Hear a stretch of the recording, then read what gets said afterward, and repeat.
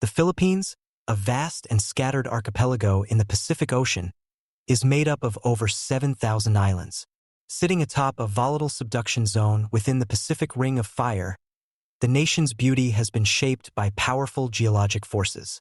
This location has brought rich mineral deposits to the islands, but also a constant threat of earthquakes, volcanic eruptions, and typhoons. Of the thousands of islands, only about 1,000 are inhabited, and most of those are quite small, often no larger than a single square mile. For simplicity, the archipelago is grouped into 3 major regions: Luzon in the north, the Visayas in the center, and Mindanao in the south.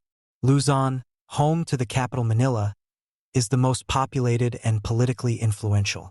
Archaeological discoveries have traced human presence in the Philippines far back into prehistory. The earliest evidence of modern humans, Homo sapiens, dates to roughly 47,000 years ago. But long before their arrival, the islands were home to other human species. Fossils of Homo luzonensis, found in Luzon, suggest they lived there around 134,000 years ago, and remains of Homo erectus hint at an even earlier presence, as far back as 700,000 years ago. By around 3000 BCE, the ancestors of the modern Filipino people had settled in the islands. These settlers were part of the Austronesian cultural and linguistic family, a vast network of peoples whose reach stretched from maritime Southeast Asia to Madagascar and across the Pacific. Languages like Malay, Tagalog, and Indonesian share this common heritage. Early Filipino communities tended to form along rivers and coastlines, often remaining isolated by the rugged geography.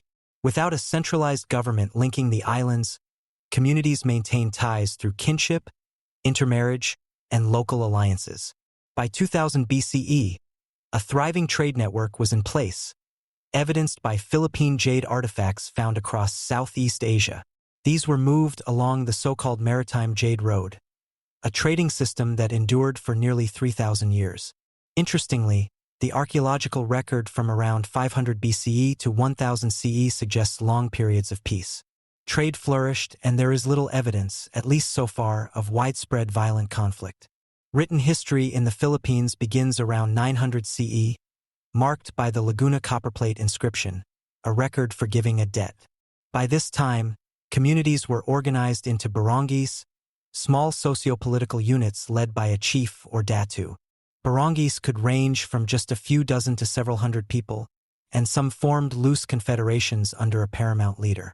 In regions influenced by India, these leaders were called rajas. In areas that later adopted Islam, they became sultans. Society was stratified into classes: the Majanu, nobility; the Maharlika, freemen; and the Alipin, enslaved, with each group having further subcategories. The spiritual life of early Filipinos was rooted in polytheistic animism, with spirits believed to inhabit all things. Ancestor worship was common, and magic and witchcraft played important roles in society. Foreign religions also made their way to the islands. Hindu and Buddhist influences arrived before the 9th century, carried by traders from the Srivijaya Empire in Sumatra and later the Majapahit Empire in Java. These beliefs blended with existing traditions, aided by linguistic connections between Sanskrit and Philippine languages. Islam arrived in 1380 through Mukdum Karim, a missionary who established the first mosque in the Sulu archipelago.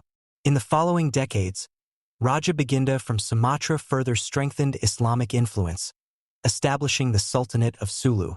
Even Chinese Muslim communities took root, thanks to Admiral Zheng He's voyages in the early 1400s. Pre-colonial political life varied from region to region. Tonda, a powerful barangay near modern Manila, dominated trade in the north. Its neighbor, Maynila, often acted as a partner and rival, controlling commerce across Southeast Asia. Chinese records from the Ming dynasty note the importance of these polities, even appointing officials to oversee trade.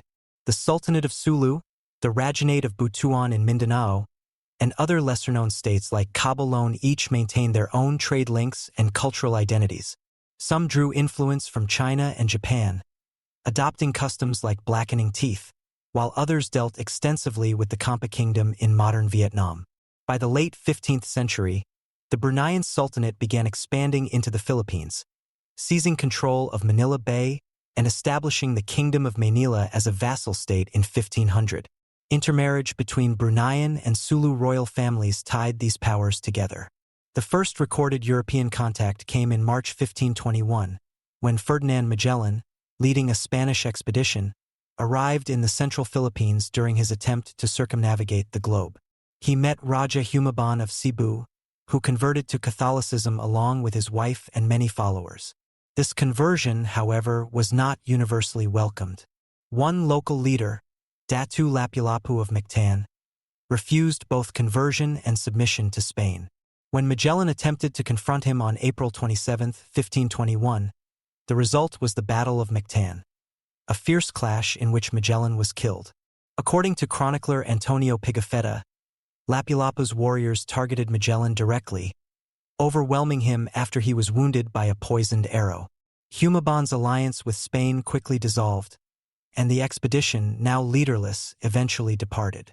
It would be over 40 years before Spain returned in force to claim the Philippines as a colony.